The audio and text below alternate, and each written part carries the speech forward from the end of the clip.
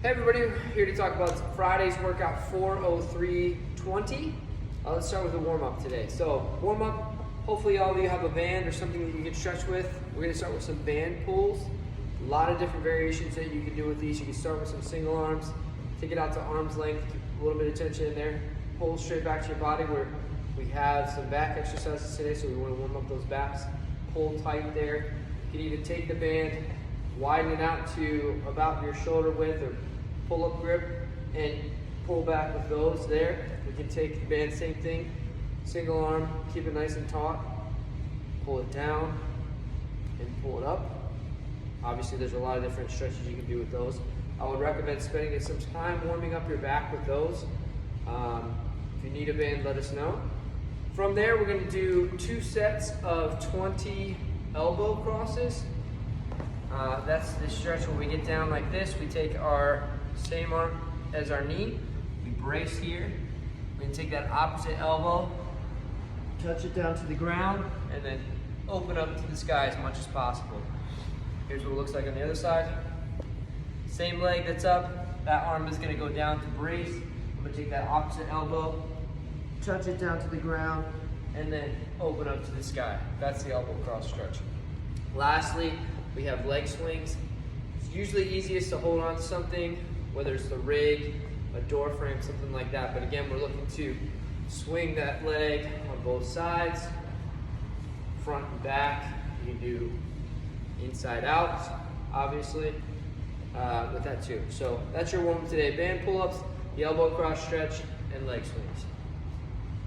From there, we're gonna go into the actual workout. So today's workout is a 15-minute AMRAP. For those of you who forgot, or maybe you just didn't remember, an AMRAP means as many rounds and reps as possible. So you're gonna set a timer for 15 minutes, let it run down or run up, whichever. It's usually easier to let it run down. For 15 minutes, you're gonna do as many rounds and reps of the following 3 exercises.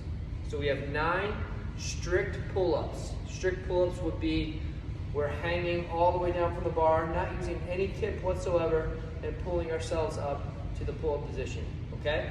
I know a lot of you probably don't have pull-up bars at home. If you do, that's fantastic. Use them and do whatever pull-up variations you can do.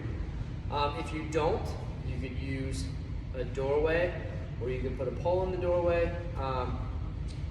You could also use the barbells. We came up with a couple of variations for you for the barbells here. One of the variations we came up with was basically a body weight row. Put that barbell across something sturdy, whether it's 2 chairs or whatever it is. Keep it nice and tight. You're gonna get underneath there. Using only your arms and your back, row your body up to that barbell. Try to mimic that pull-up position. Obviously, the higher the barbell, the more of a pull-up variation you're gonna get from that. So play around with that, see if that works for you. Another variation that we came up with as kind of a like last-ditch effort, if you don't have any of those modifications available, is a push press negative. So we would push the weight up and then we would pull as we do a negative back down. So again, weight goes up, full extension, and we're gonna pull slowly down, let that weight come down as we're using our back muscles to control that, okay? That would be a barbell negative. That would be a last-ditch effort if you don't have any other modifications for pull-ups.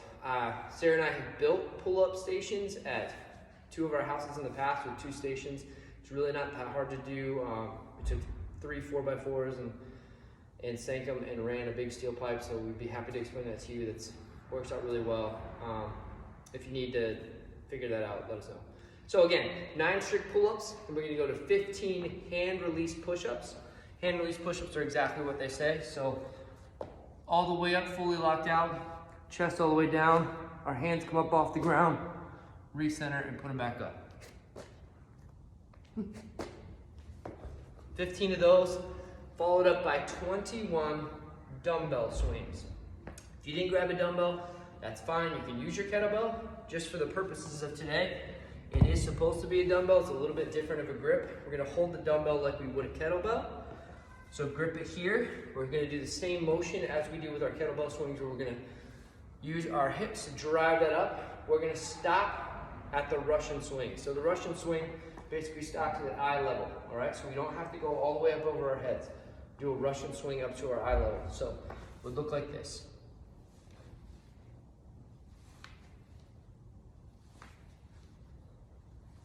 $21 of those. So again, 15-minute AMRAP, as many rounds and reps as possible.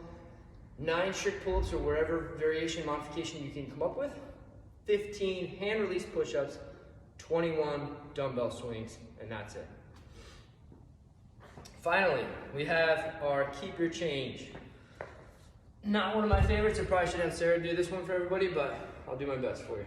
So we're gonna do 3 sets of 21 V-ups. Probably gonna take you a little bit of time, but we'll get through it together. So a V-up is essentially we're gonna lay flat on the ground, arms fully extended, legs fully extended. We're gonna try to come up and touch at the top, all right? So here.